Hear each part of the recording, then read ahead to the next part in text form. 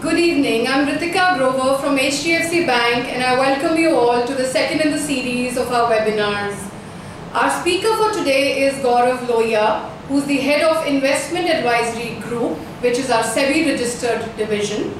Gaurav brings in over 14 years of experience in the capital markets. Today, he will be speaking on our bank's view on the equity markets.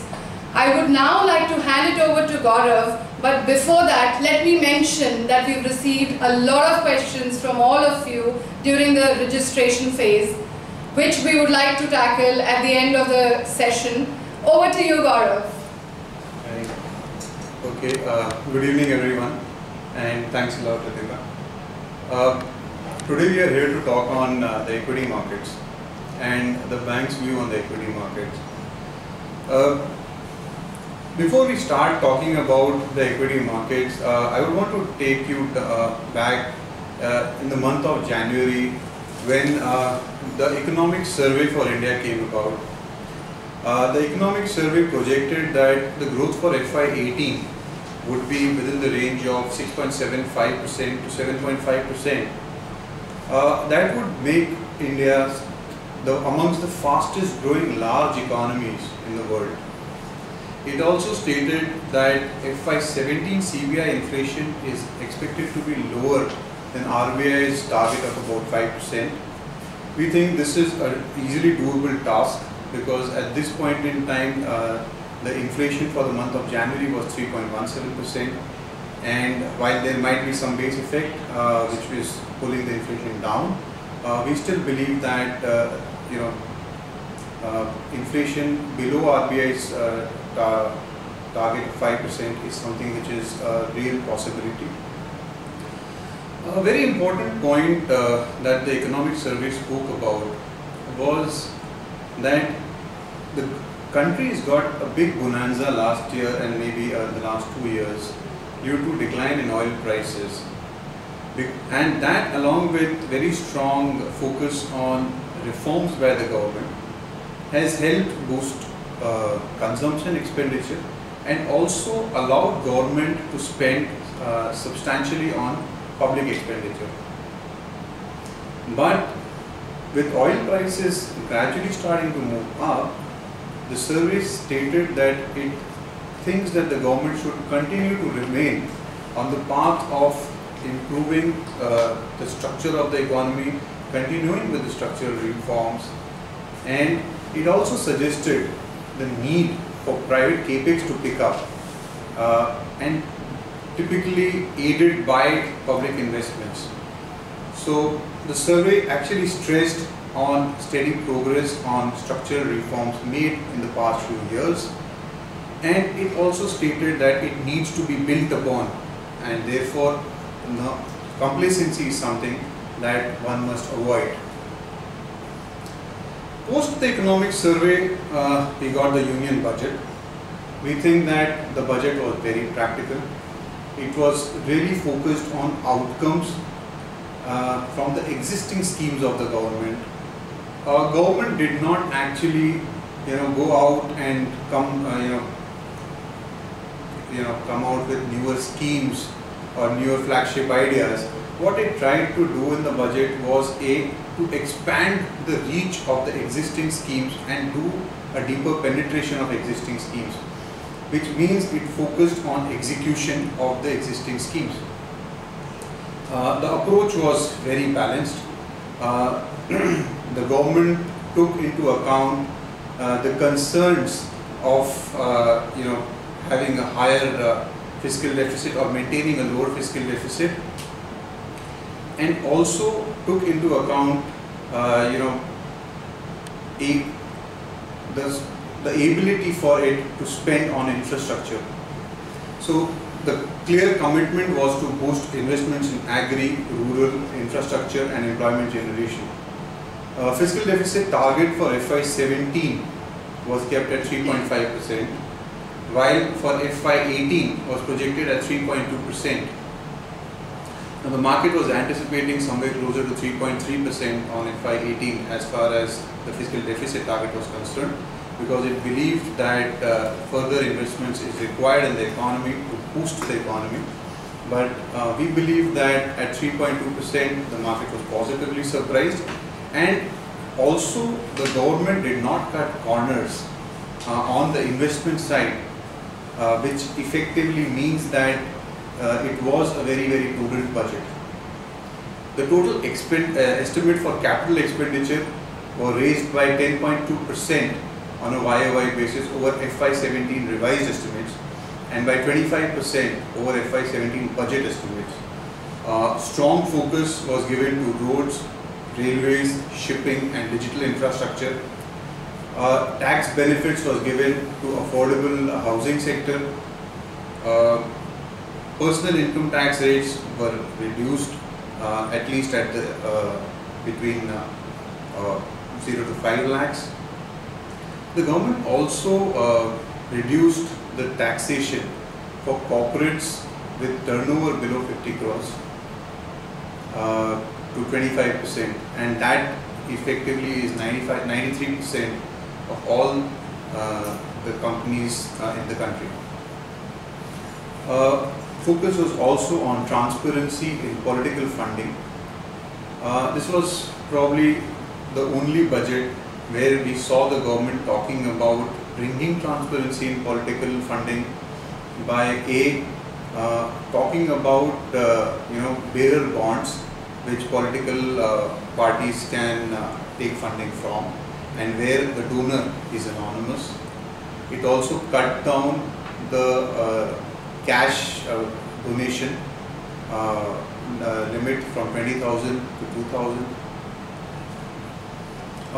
So we think that the strong infrastructure push in the budget is likely to drive the growth in capital formation in the country, and it could also act as catalyst to revive the private sector capex. The budget, in our opinion, was positive for automobile, banking, financials, capital goods, cement, fertilizer, agrochemicals, infrastructure and real estate. It was slightly mixed for consumer goods and oil and gas, and it was slightly negative for power sector. The next point that I wanted to stress upon was how the structure of the economy stacked up at this point in time. We believe that the macroeconomic data continues to remain very stable. India continues to remain the fastest growing large economy in the world. The inflation is under control. Forex reserves are at record highs. Exports over the last few months have been improving. FDI data is showing signs of strong traction. And the other part is that the demographics of the country is expected to remain strong in the next 20 to 30 years. I think that's really important. And I would want to stress on few points in this. So when we say that inflation is under control and is going down, many people want to understand how does it benefit when inflation is under control. We think that if inflation goes down, the disposable income with people over a period of time rises, and therefore their ability to spend more increases. Also, with interest rates remaining low, inflation remaining low, interest rates also falls. And with lower interest rates, it stimulates consumption demand. Lower interest rates also stimulates investment demand. So I think a prerequisite for strong economic growth is a low and stable interest rate inflation regime, which will lead to a low interest rate regime. The other point that I wanted to stress upon was on the demographics. Amongst the emerging markets, as per the economic survey, India's demographics is likely, and when I say demographics, the key word is working population over non-working population. So India's working population to non-working population ratio would continue to remain the highest amongst its emerging market peers even up till the year 2050. And therefore, we believe that the income growth in the country would continue to sustain over longer periods of time. When we talk about reforms, Uh, Over the last decade, two of the biggest reforms are being witnessed or have been witnessed by the country in the last 1 or 2 years. GST is now going to be a reality, if not in July, then by September. Demonetization was a big exercise, and I think it took a lot of guts from the government to do it. They bit the bullet, and they went ahead with demonetizing 500 and 1000 rupee notes. We think that demonetization and GST would amplify the effect of each other. We think that the impact of demonetization has already flushed the banking system with a lot of liquidity. We are seeing interest rates offered by banks going down. Banks are looking to lend more, and that is an essential catalyst for investment-led demand or even consumption demand to grow. GST, in our opinion, would act as icing on the cake, because with demonetization we have seen increasing penetration of digital payments, we have seen increasing penetration of electronic payments. GST coming in will also cut down on the or improve the tax compliance. Now, with tax compliance going up, we believe that the tax to GDP ratio in the country would improve. Also, a lot of unorganized sectors or a lot of companies in the unorganized sector would either have to move to the organized sector or would be left behind. When I say that, I mean that there are many companies, or there are many firms, smaller companies, who do not pay enough taxes either on produce or on income, and have tax arbitrage benefits over companies who pay their taxes. Now, when a system like GST comes in, it will be very difficult to evade taxes, and therefore the arbitrage or the benefit that some of these companies had because of their non-payment or non-compliance on taxes will go away, and they will have to compete with other similar companies at level playing field, and that, I think, would lead to either these companies migrating and becoming a part of the formal sector, or getting left behind or withering away. So I think that both demonetization and GST would continue to amplify the benefits of each other, and in effect improve the tax compliance in the country, and also lead to growth in the economy. In fact, as we speak, yesterday Moody's came out with a view which suggested that demonetization could have a credit positive impact on India, which means it could lead to improvement in the credit rating of the country. I think that's a very big news, and we have to watch out for what some of these international rating agencies do as an aftermath of the demonetization impact. Now let's look at two segments of the country. One is the urban India and one is the rural India. There was some belief that demonetization might have impacted the overall demand scenario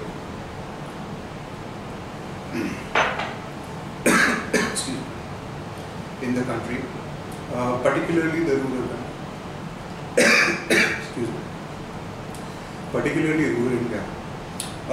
The GDP data that came about day before yesterday actually suggested that the impact of demonetization might not have been as much as people predicted it would have been. GDP in Q3 grew by 7%, so that was much better than what market was anticipating, and effectively dispelled many notions that demonetization would have negative impact on the economy. But nevertheless, if you look at the data points that have come in, urban India continues to look very robust. If you look at high frequency data that is coming from urban India, which includes passenger car sales, they are very robust. If you look at airline traffic, these are that grows at 20% on a YoY basis and continues to remain very robust. So we believe that urban India continues to show signs of strength, and I think one of the big drivers of consumption in the economy. While the GDP data did not project any weakness so far as consumption is concerned, but there have been some anecdotal evidences that suggest that rural India might have been impacted slightly more on the demonetization side. But we believe that rural India will also come back up on the curve as far as their incomes are concerned and their consumption demand is concerned on two counts. The sowing has been very strong. So the Kharif harvest was very good. The Rabi sowing has been very strong. It's up about 6.2% on a YoY basis. The government's hiked MSPs across crops for the Rabi season. So the hike in MSP ranges from 6% in case of wheat, 9%, 7 to 9% in case of pulses, 3% in case of post cereals, and they've also pledged to buy more produce from the farmers this time around, which effectively would mean that prices at the farm gate level would have a decent floor, and therefore farmers are likely to get better price for the produce. That, along with many rural related programs that the government's announced in the budget, which is 65% jump on a YoY basis in Pradhan Mantri Fasal Bima Yojana, about 28% jump in Pradhan Mantri Krishi Sinchai Yojana. Those would also create a sort of floor in terms of farmers' incomes. So when this happens, the farm income can only go higher. There is a lot of spending that the government is anyways talking about in the through MNREGA, which means that the rural economy is also going to see a big stimulus coming through, and the growth in the rural economy will also remain strong. In fact, this time around in Q3 GDP, the growth in agriculture was at about 6%, which also shows the traction or the inherent strength in the rural economy. So we believe that if both urban economy and rural economy fires, there will be strong demand traction in the economy, and that will continue to drive the profitability of companies going forward.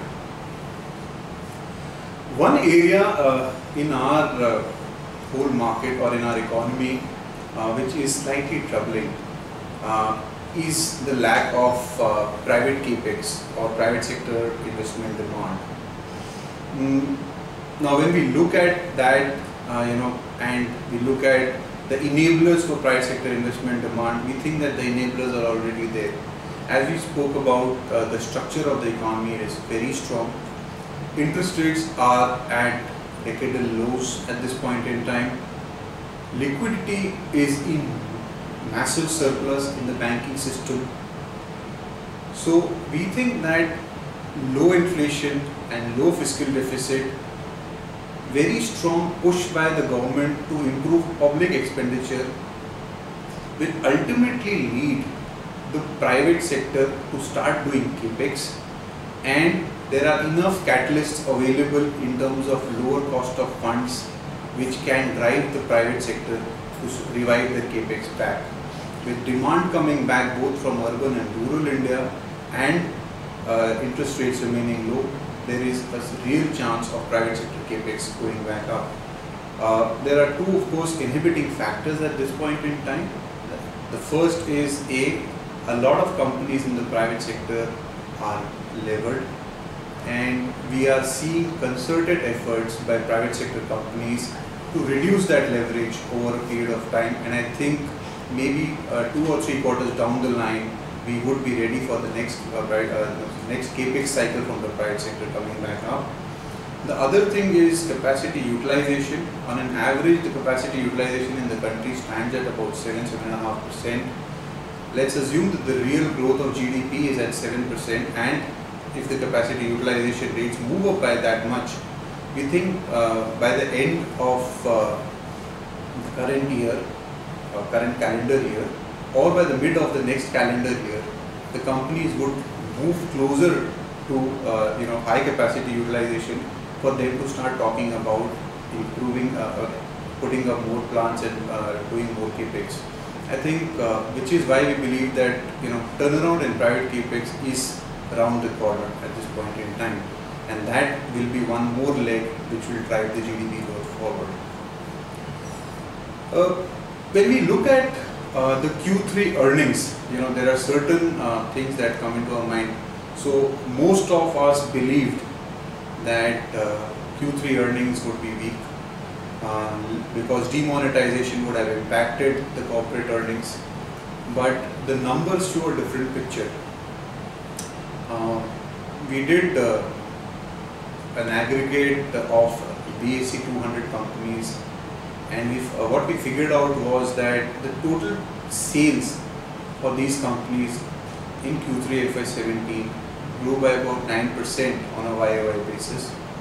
The EBITDA or the operating profits for these companies grew by 12.7%, and PAT for these companies grew by about 22% on YOY basis. Now this is not what markets were expecting. Markets were expecting numbers which were lower than this, and that is one of the big reasons why we've seen the Indian equity markets rally substantially as the earnings seasons progressed. Of course, within sectors we have seen weaknesses. So real estate, shipping, hotels were the sectors that were most impacted. Sectors like agrochemicals, capital goods, healthcare, metals and mining have done very well. And when we talk about metals and mining, I think one point we need to talk about here is that metals and mining, or metals as a sector, has been one of the big laggards overall, and that is nothing to do with the competitiveness of the metal sector in the country. It is more to do with the sharp decline in the prices of most commodities globally over the last 2 to 3 years. And over the last 6 to 8 months, we've seen a steady rebound in these commodity prices, which has helped a lot of the metal companies get their profitability back. The government on its part has done enough. It has imposed minimum import prices on a lot of products, which made Indian products competitive domestically, and that has helped these companies substantially. The other point is which I wanted to discuss was on infrastructure. The policies of the government at this point in time are favorable to infrastructure. They have cut, they have improved their tax or the turnaround times. They have cut down many regulations.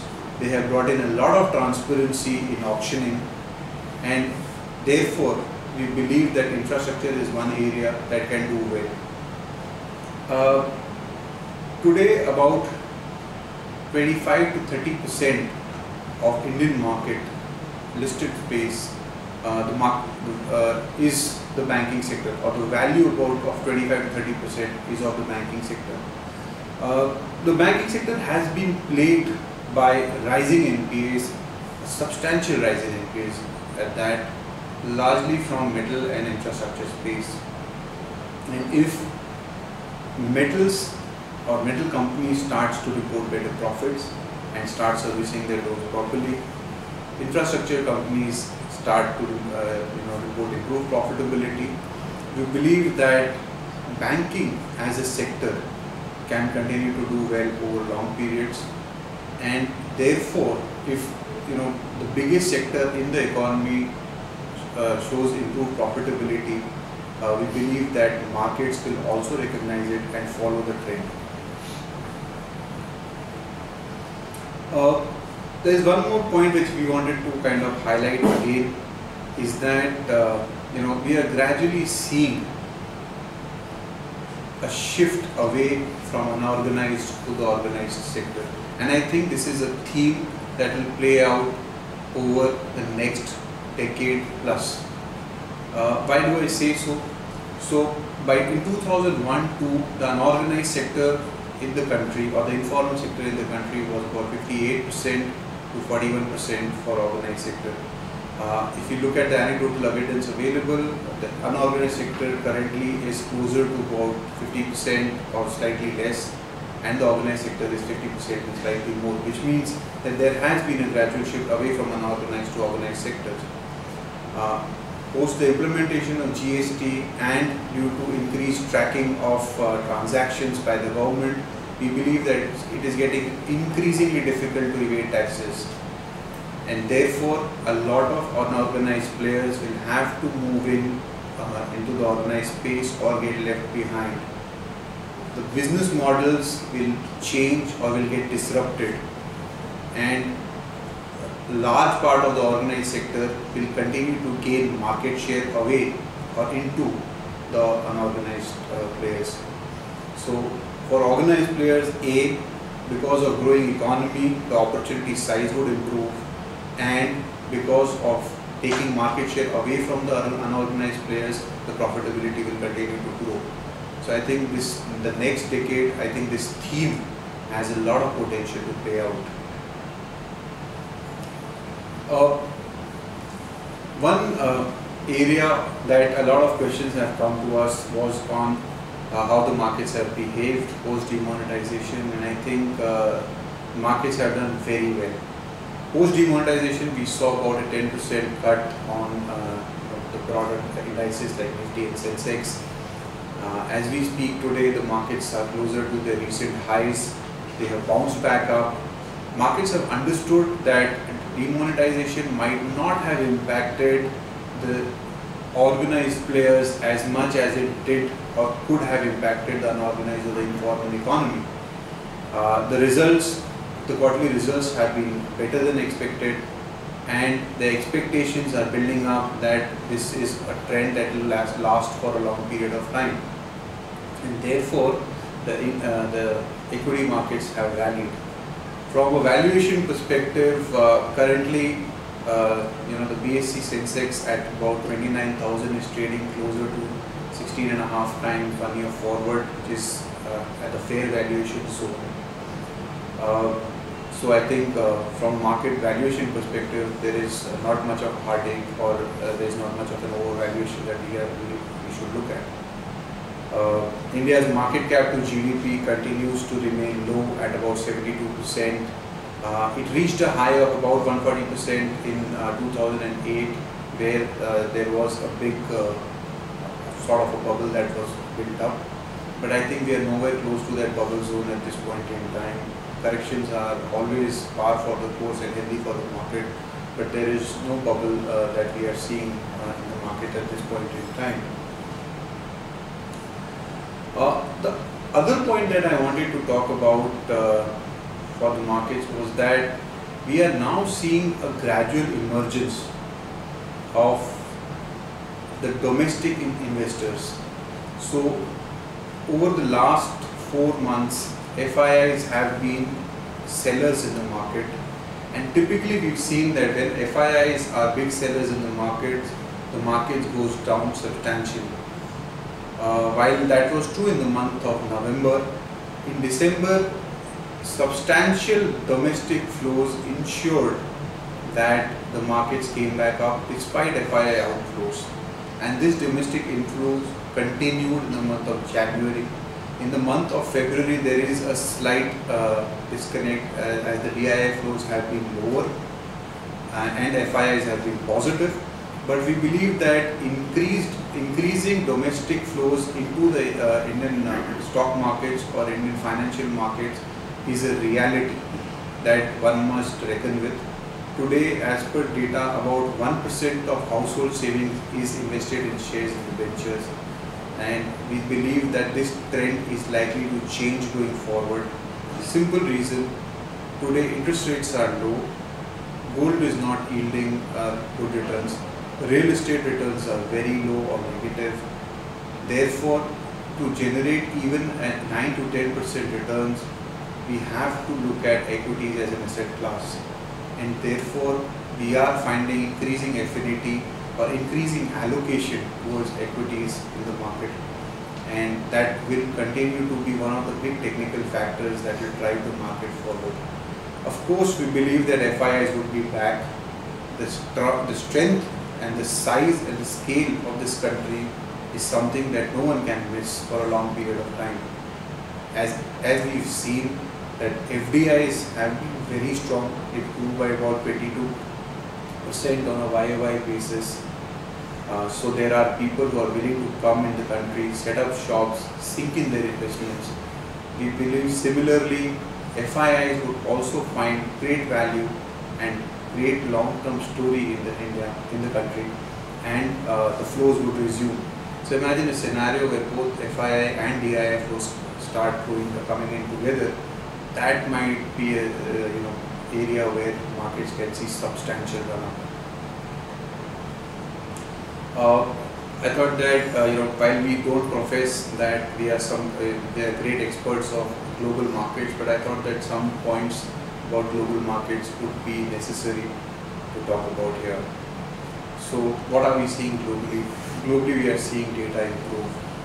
In the US, we are seeing the PMI improving. We are seeing unemployment rate going down. We are seeing manufacturing rising, consumer confidence rising. And there are talks about interest rates going up in the US, which effectively shows that the policymakers in the country believe that the strength in the economy is back. And of course, with the election of Donald Trump, there is further anticipation that growth will be faster. For Europe, we believe that the data looks good. There are other political issues that Europe needs to grapple with at this point in time. But if the overall data continues to improve, I think the politicians will also come around and understand that Euro as a concept is working, and therefore the talks about A country leaving Eurozone or B country leaving Eurozone will subside. Brexit happened, it became a reality, but apparently the markets have discounted that. Though we don't know if any other large country, if they were to exit Eurozone, what would the impact be. But as long as the data improves, as long as the economy there grows, chances of further separation looks low.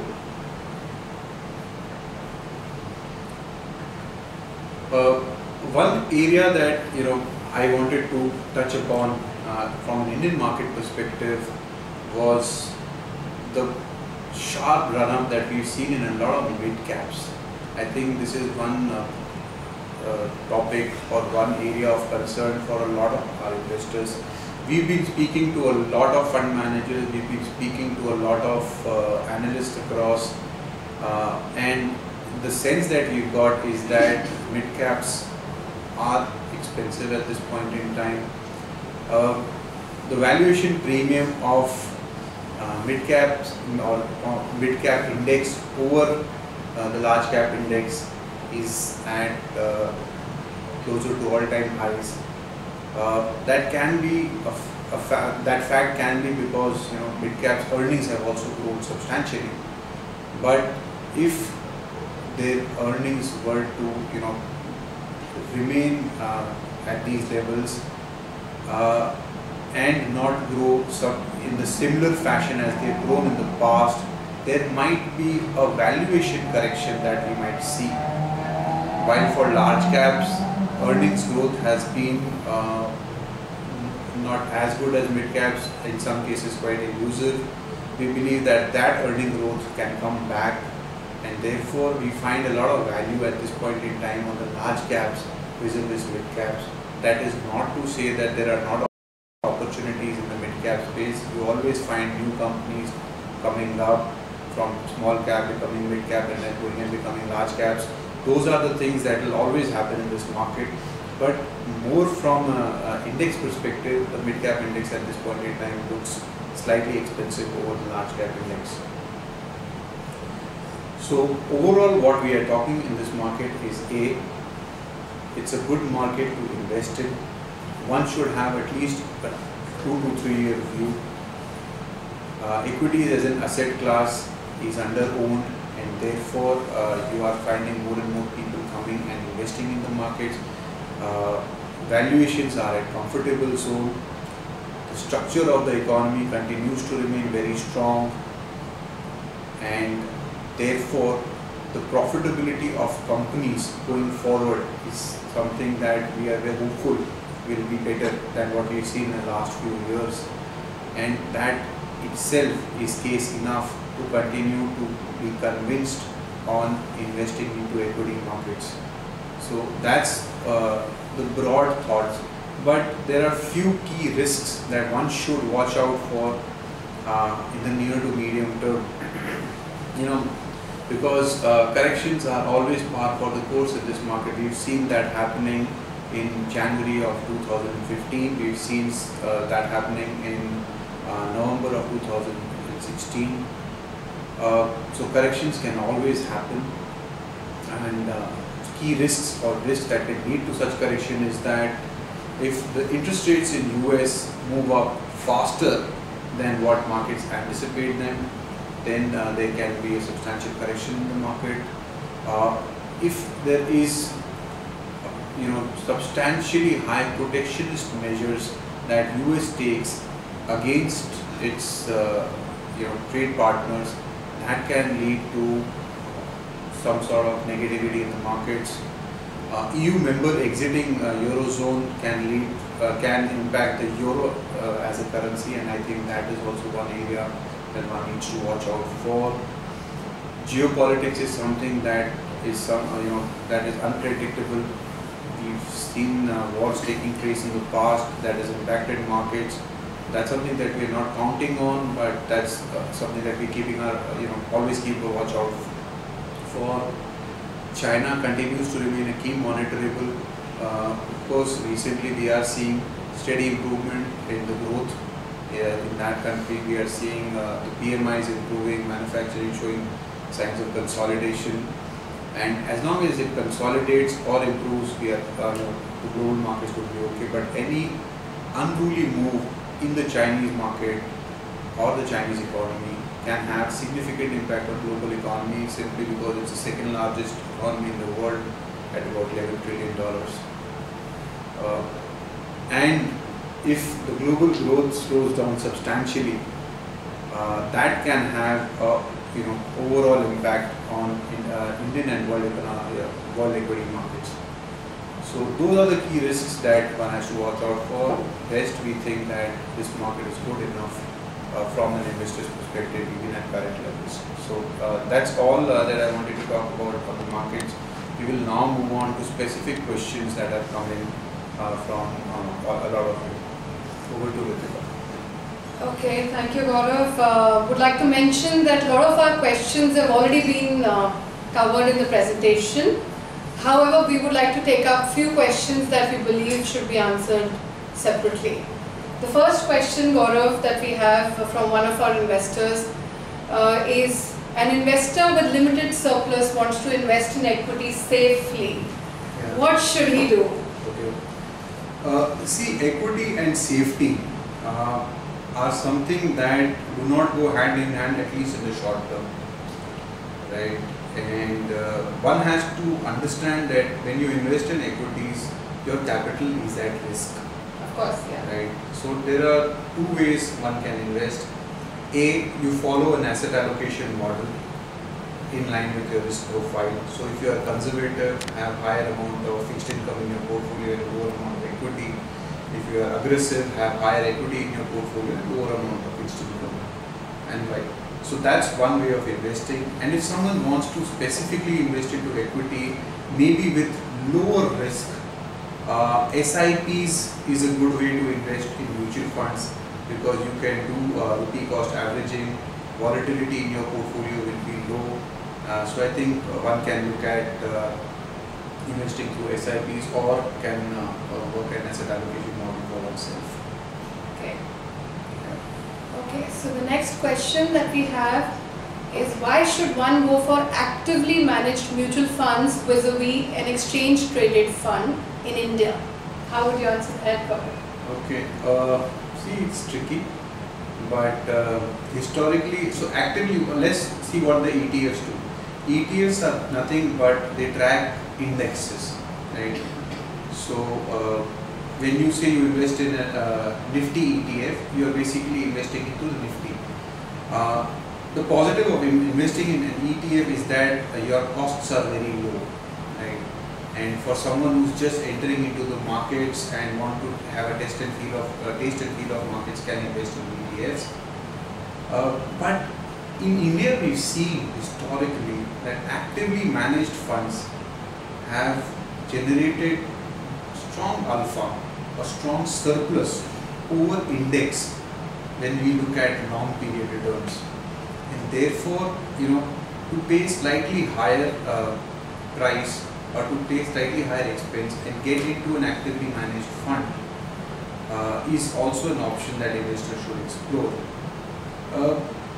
The other reason why an actively managed fund has generated that kind of alpha is there are many newer sectors that keep coming up. There are many newer companies within those sectors that keep coming up, and not all of them find place in the index. And if a fund manager is capable enough to spot that opportunity, I think he will continue to generate strong surplus or strong alpha, as we call it, over the index. And that's why that is one of the reasons why actively managed funds have delivered over the ETFs in India. While globally, we have seen that ETFs have emerged as a big vehicle for investments, and that is because globally we've seen that not many funds have been able to consistently outperform the indices. That has been one reason why globally ETFs are more popular. In India, we've seen that actively managed funds have over long periods been able to outperform indexes, and therefore if you are talking about a pure ETF versus a diversified equity fund, the diversified equity funds would have beaten their indexes or would have beaten their benchmarks comfortably over long periods. Okay, so clearly there are positives of investing in both, and our investors can weigh the investment options depending upon their objectives. The objectives. Yeah. Sure. So now we move on to our next question. A lot of our customers would want to know, Gaurav, what is the impact of Donald Trump on equity markets? I think that's that a lot of us would want to know. Yeah. I think as I said, that we are no experts on US. We don't know much about it. So that's a caveat that one should know before I answer this question. But if you look at Donald Trump, I mean, he and I was listening to his speech yesterday. He comes across as a good businessman. He wants to do good for his country. That does not necessarily mean that he wants bad of any other economy. He's talking about spending $1 trillion in improving infrastructure in the US. Remember, in 2008, China did a stimulus of about $586 billion, and the whole market rallied by 50 to 80%, globally. And this is a $1 trillion stimulus. Apart from that, he's talking about cutting taxes both for corporates and for middle class. So in effect, what he's talking about is improving the growth of US. US now is about an $18 trillion economy, right? And about 22% of the world GDP. So think about it in this way, that if 22% of the world GDP rises and grows, it will be very difficult for it not to have a positive rub-off on global economies. And therefore, I don't see any reason to be worried by the policies of Donald Trump, at least the policies which he spelled out so far. If there is something negative that comes out of US, then we'll see it in the future. But so far, what he's spoken and has done has had nothing to disrupt global markets or global trade. Our next question is, in fact, a lot of our customers have asked this question, if we can name some of the mutual funds that one can invest into the current market scenario. Oh, I got some list for you. Yeah? Okay. I thought that this is something that we can talk about. We have our own universe of recommendations that we come up with. Absolutely, yeah. And those mutual fund universe is available with all the RMs. Within the mutual fund universe, on the equity side, on aggressive funds, we're looking at, or basically multi-cap funds, which has exposure to large caps and mid caps. We're looking at Birla Sun Life Advantage Fund, Birla Sun Life Equity Fund, DSP BlackRock Opportunities Fund, and Kotak Opportunities Fund. On pure large cap or funds with high allocation to large cap stocks, we are looking at Franklin India Prima Plus Fund, Kotak Select Focus Fund, Birla Frontline Fund, and ICICI True Diamond Fund. For hybrid category or balanced funds which invest anywhere between 65 to 75% in equity and 35 to 25% in debt. We are looking at funds like HDFC Blooms and ICICI Balanced Fund and Birla Sun Life Balanced 95. So I think these are the funds that an investor can look at this point in time. We're not recommending a pure mid-cap fund at this point in time because of the concerns that I spoke about in the presentation on mid-caps. Yeah, I hope our investors have made a note of these mutual funds. Now we move on to the... Before we end, let me just tell you that investments in mutual funds should be considered only from a 2 to 3 year perspective. One should have a longer horizon when you invest in mutual funds because it's very difficult to get substantial returns in a very short period of time. That's something that we don't actively encourage. Okay, so we look at mutual funds only from a long-term perspective is what Gaurav wants to mention. Okay, so Gaurav, we've come up with a very fundamental question which a lot of our customers have asked. What is the correct time to buy and sell equities? Okay, that's very interesting because this is a question that we get a lot of time from anyone that we meet. Yeah, absolutely. There are many sayings around in the market that timing the market is not important, timing the market is. I met a smart person who told me once that buying and selling is a 50-50 game because when you are buying, someone is selling, so someone has to get it right, correct? So therefore, trying to time the market is an impossibility to some extent. You can be lucky, but you cannot do it consistently over a period of time. What is important in this market is to have patience and to have conviction.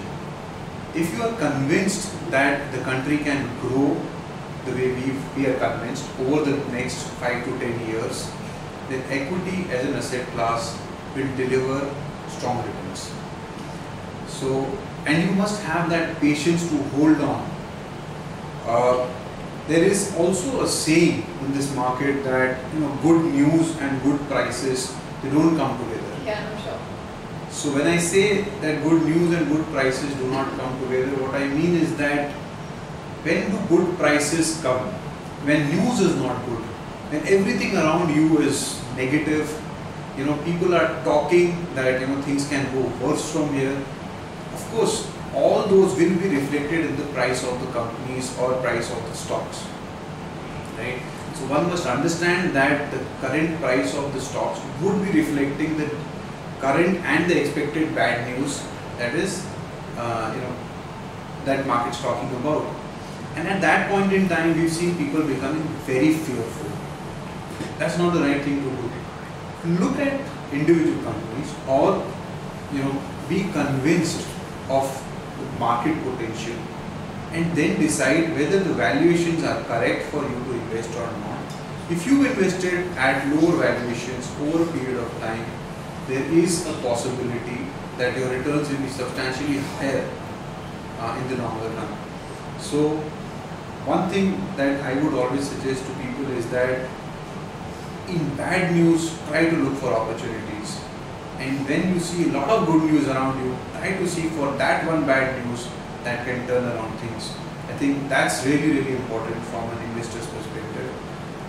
But again, over a longer term, these things do not matter. I always give example that BSE Sensex was at 100 in 1979, is at 29,000 currently, has gone up by about 290 times. And we've seen everything that we could see within that time frame. We've seen wars, we've seen 9/11, we've seen scams, and the markets have come back up again. So therefore, it's very important for a person to have conviction and patience in this market to make money. Well, that was quite insightful, Gaurav. Now we move on to our next question. Have the Indian markets reached a peak? Whether it is time to invest? Okay, when historically a lot of people have wondered when markets have reached a peak, and why do they do so is because if you've reached a level that you've seen in the past, you believe that that is the peak, and many a times we've seen that markets have fallen from those levels. But let's look at it from slightly differently. If corporate earnings continue to grow every year, if our salaries continue to move up every year, if our incomes continue to move up every year, if we become more and more positive about our own selves every year, why don't we think that markets can continue to go up every year? So if our income is at a new high every year, why can't the markets be at a new high every year? I mean, that's something that I don't understand. There will be corrections because many times it so happens that, in anticipation of good news, markets drive up the valuation substantially, and then, the valuation see some correction. But, as long as earnings are growing, one should not be worried. So, at this point in time, we've seen earnings growing. We believe that earnings will continue to grow. And therefore, while there can be some correction in the near term due to many factors that are not in our hands, investors should take advantage of that volatility to get in the market. Okay, now the next question that we have is, what is our overall view on mid caps as they have run up beyond the fundamentals? I think briefly you did cover it in the presentation, but if you could just throw some light on this, Sure. That'll be great. Mid caps, the beauty is that when they are available cheap, they are very cheap, and when they start to move up, they can really defy gravity. So we've seen that in the past, we're seeing that now. At this point in time, we are slightly cautious on mid caps. Okay. We believe that the run up has been fast. The valuation seems to be at the higher end of the long term averages, and therefore there can be individual companies that will do well, but overall from a sector perspective, it's better to remain with diversified equity funds or funds which have higher allocation to large caps than a pure mid cap fund.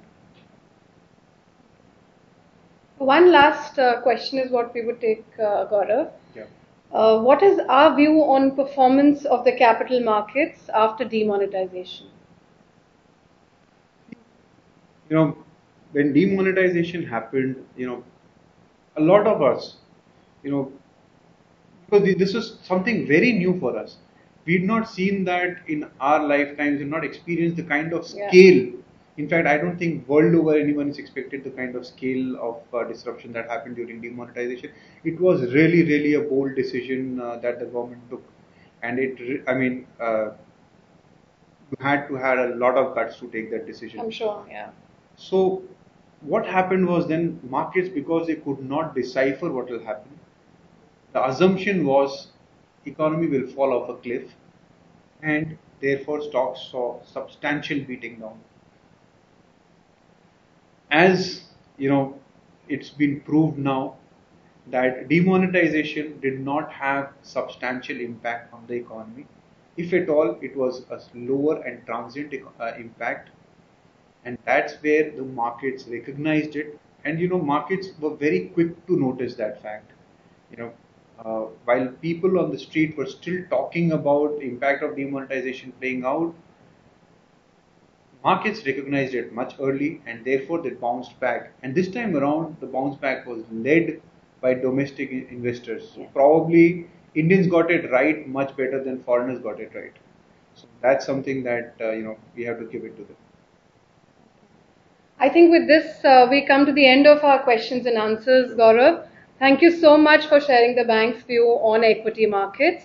I'm sure these insights will be very helpful to our investors and viewers in the long term. Viewers, please spare a few minutes to give us the feedback on this webinar. Thank you so much, and see you soon with our next webinar.